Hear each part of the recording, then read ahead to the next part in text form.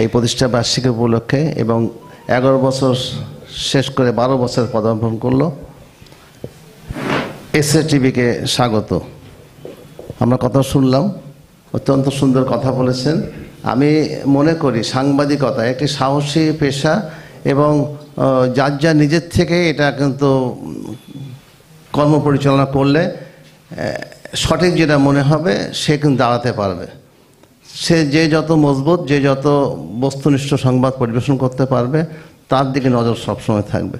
আমরা দেখেছি যে একটা কথা বলছেন কল্যাণ ব্যানার্জি, যিনি প্রথম আলোর নিজস্ব প্রতিবেদক হিসেবে কাজ করছেন, প্রতিনিধি হিসেবে কাজ করছেন। তিনি একটি প্রতিষ্ঠান, অনুসরণ করা যায়।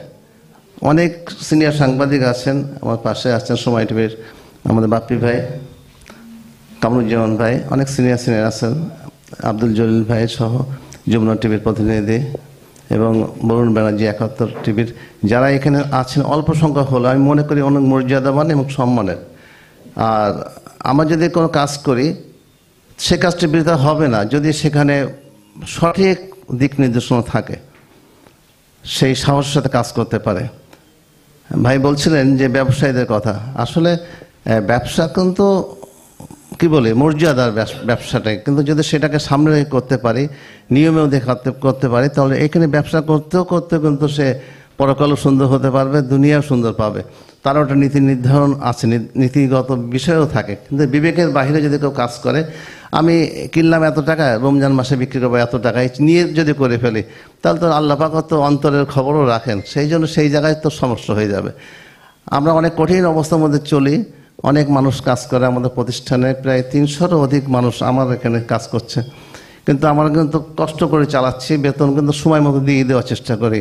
আমি ভাবলাম একটি কথা ছোট্ট পরিসরে বলি, আমরা ব্যবসা করি, ছোট্ট ব্যবসা থেকে আজকে এই পর্যায়ে এসছে। কিন্তু আমার জ্ঞান মতে কোনো লোকের ঠকায় বা মাছের ব্যবসায় ঠকি এরকম কাজ কখনো আমার মনেও আসে নাই।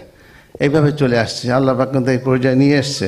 আর একটি কথা বলি, না বললেও নয়, প্রাসঙ্গিক না, তারপর বলি, আমি কোনো টাকা ব্যাংকে জমা রাখি না বা টাকা থাকে না, যা আয় সাথে সাথে ব্যয়।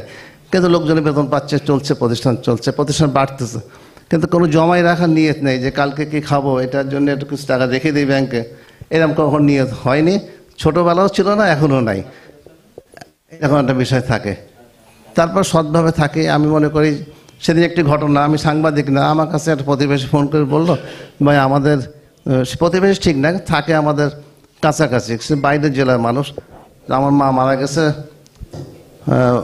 10টার দিকে, আমাদের লাশ দিচ্ছে না, প্রায় সন্ধ্যা হয়ে গেছে। তা আমি খারাপ লাগলো, কেন দিচ্ছে না, টাকার জন্য আটকায় রাখছে কোনো একটা ক্লিনিকে। তা আমি বারবার বলছিলাম, তা বল না ছাড়েনি, ছাড়তেছে না।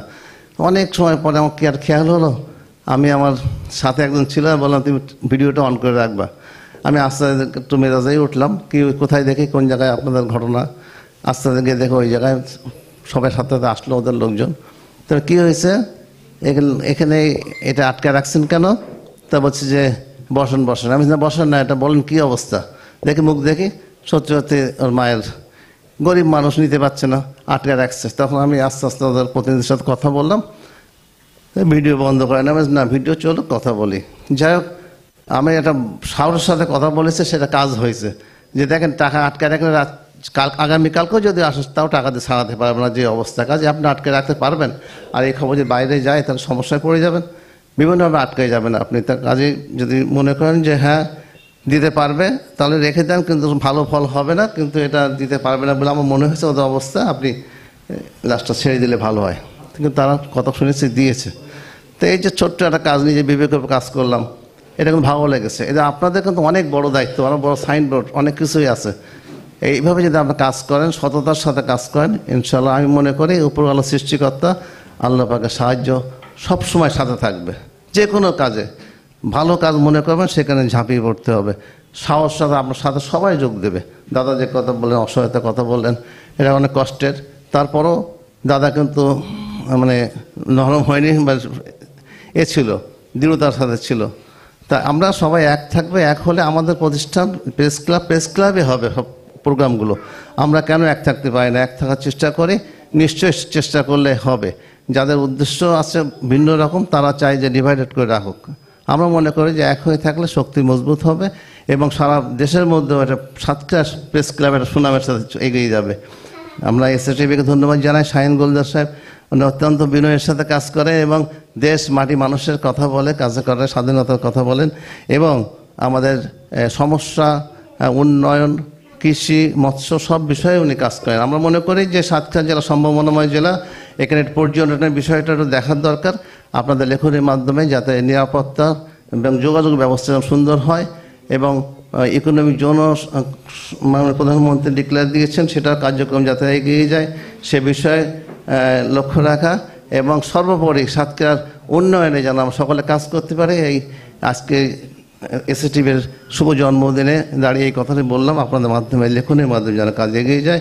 এসএসটিভিকে ধন্যবাদ, সবাইকে ধন্যবাদ, যারা উপস্থিত আছেন সবাইকে ধন্যবাদ জ্ঞাপন করে আমার বক্তব্য শেষ করছি। আসসালামু আলাইকুম। ধন্যবাদ এসএসটিভি দর্শক সাতক্ষীরার সভাপতি ডাক্তার আবুল কালাম আপনাকে। এই পর্যায়ে সমাপনী বক্তব্য রাখার জন্য অনুরোধ জানাচ্ছি আবু কাজী।